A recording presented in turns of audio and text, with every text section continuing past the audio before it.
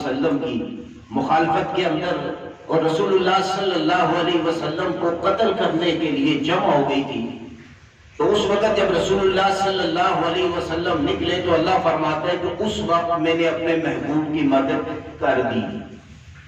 اب یہاں غور طلب بات یہ ہے کہ اللہ رب العزت نے جو مدد کی ہے اس مدد کا سبب اللہ نے کس کو بنایا؟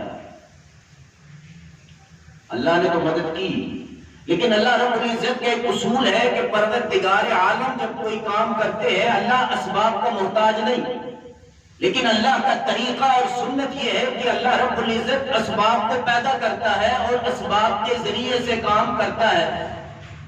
تو یہاں اللہ کہتا ہے کہ فقط نصرہ اللہ، میں نے اپنے محبوب کی مدد کر دی۔ یہاں اللہ نے جو مدد کی، اللہ چاہتا براہ راست مدد کرتا، کسی سبب کی ضرورت نہیں تھی، لیکن اللہ نے یہاں براہ راست مدد نہیں کی، عملی طور پر اللہ نے خود مدد کی۔ لیکن اس ہجرت کی رات میں جس کا تذکرہ اللہ یہاں فرما رہا ہے کہ جب کافروں نے نکال دیا میرے محبوب کو، تم نہ بھی مدد کرو، میں نے مدد کر دی۔ یہاں عملی طور پر تو اللہ نے مدد کی، لیکن اللہ نے اپنی اس مدد کا سبب کس کو بنایا؟ حضرت صدیق اکبر رضی اللہ تعالیٰ عنہ کو۔ سمجھ آئی بات؟ مدد اللہ نے کی، لیکن اللہ نے سبب کس کو بنایا اس مدد کا؟ حضرت ابو بکر صدیق رضی اللہ تعالی عنہ کو بنایا۔ اور یہ بات ذہن میں رکھیں، اللہ جس کو اپنی مدد کا سبب بناتا ہے، اللہ کائنات میں مخلوق سے اس کو ممتاز کر دیتا ہے۔ جس کو اللہ اپنی مدد کا سبب بناتا ہے، اللہ اس کو باقی مخلوق سے ممتاز اور جدا کر دیتا ہے، اس کا مرتبہ اور مقام بلند کر دیتا ہے۔ آپ دیکھتے ہیں میدان بدر کے اندر صحابہ اکرام جب اترے، اللہ کہتا ہے کہ میں نے فرشتوں کے ذریعے سے مدد کی۔ میدان بدر کے اندر فرشتے اترے، اللہ رب العزت نے فرشتوں کو بھیجا، ان فرشتوں کو بدری فرشتے کہا جاتا ہے۔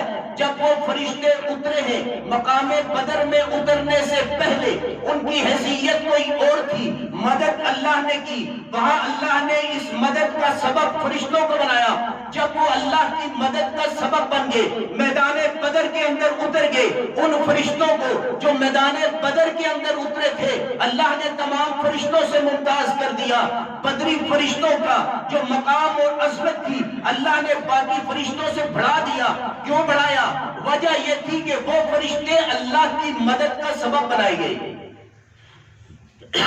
وہ فرشتے اللہ کی مدد کا سبب بنائے گئے۔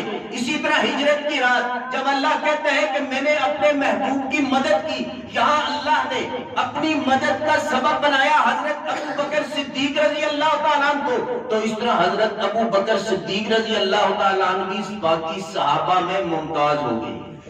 آپ کا مقام اور مرتبہ بھی باقی صحابہ سے بلند ہو گیا۔ اب حضرت ابو بکر صدیق رضی اللہ تعالیٰ عنہ کو کیا کہا جاتا ہے؟ صدیق۔